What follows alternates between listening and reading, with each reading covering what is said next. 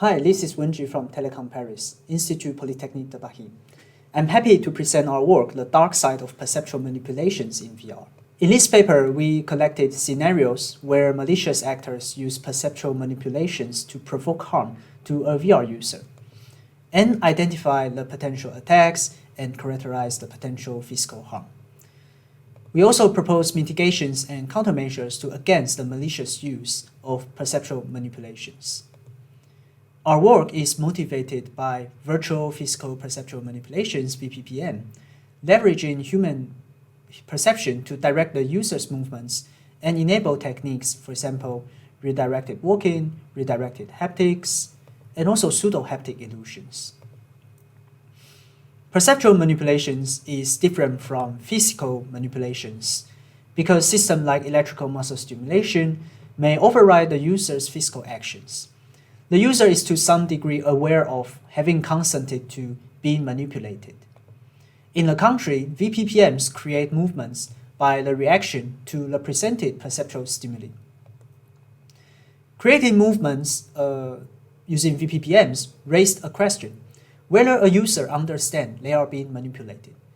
So this may vary to their prior consent and knowledge.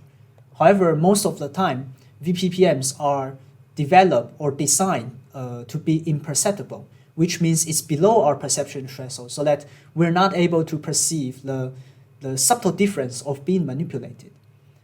Lastly, the intention behind using VPPM is open to abuse. For example, recent work has started to explore the immersive VR attack where they can direct or position a user inside the safety boundary and control their position. We explore the dark side of perceptual manipulations where malicious actors use imperceptible VPPMs to provoke physical harm to the VR user unknowingly without consent. We focus on the physical harm, an action causing hurt or damage to the VR user's body, for example, hitting bystanders or colliding with the environment. We define the threat model that a malicious actor has intention to harm the user. By tricking them into install malware and having access to the environment and tracking data. Therefore, malicious actors are able to apply VPPMs to manipulate the user and provoke harm. We want to explore how could malicious actors abuse VPPMs and what potential physical harm could they provoke to the VR user by manipulating their body motions. To address these questions, one challenge is that VPPMs are still not used by most of the applications in VR. Therefore, we choose speculative design workshop as our method to both critique current practices and reflect on future technologies in VR. We invited VR experts and designers to participate in our study. After the instruction of the workshop, participants had to speculate on the scenarios that manipulate VR users' body motions to provoke physical harm using VPPM. 19 scenarios were collected. For the detailed description, please see our paper. Here I will select two scenarios. The first one is called Magic Maze, where a VR user explores a VR maze inside a physical building, and at one point they think they are going towards the door, but the system redirected them to a stairway and make them fall over. Another example is Start a Fight, where the head-mounted display incorporates bystanders as an enemy in VR, so that the VR user will might hit the bystanders because they believe it's a VR avatar. It's an avatar in VR. Next, participants had to identify specific dimensions by positioning the presented scenarios in each workshop. And after that, they rated the most relevant ones. For example, the severity of harm, where we started from mild pain, like eye strain and muscle issue, to fall over, get punched, and even to extreme cases like death. Another example is perceived agency, where it states to what degree a VR user believes the physical harm or physical action was caused by themselves. If no agency, they might think it's system's fault. However, if we use VPPMs and make them consider it's an action created by themselves, they might think it's their fault and fall into a trick again. So we applied a semantic analysis to find underlying themes in the transcribed data from the workshop. We found two classes of attacks and a characterization of physical harm. So I will focus on the classification of attacks. And we identify puppetry attacks that control physical actions of different body parts of a VR user, for example, walking in an environment or arm movement. The other class is called mismatching attack.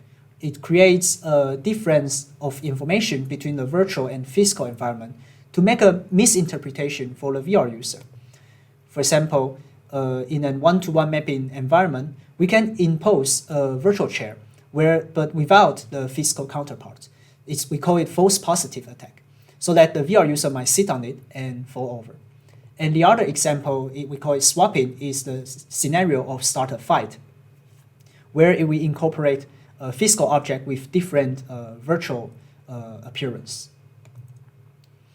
We also developed two applications, stepping on and hitting face, to demonstrate subverting existing VPPMs in HCI.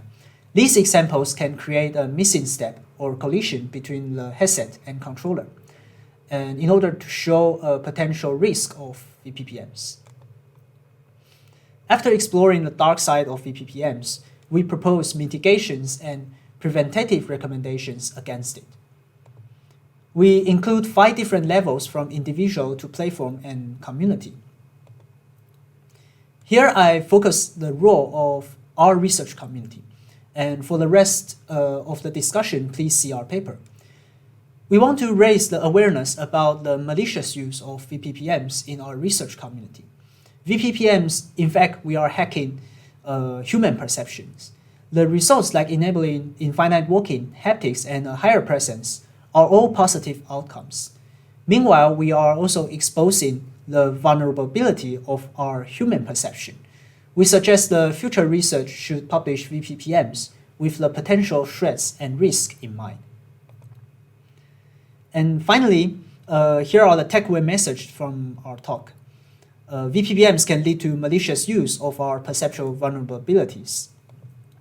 And we presented potential attacks of VPPMs and the physical harm, for example, puppetry attack and the mismatching attack. And finally, HCI community should become more cautious publishing VPPMs and also reflect on the potential for abuse. Thank you for your attention, and this is the end of my presentation. I'm grateful to all of my collaborators, Elise, Mark, Mohamed, Eric, Sam, and Yang, and our participants. Thanks for all of their time and contributions.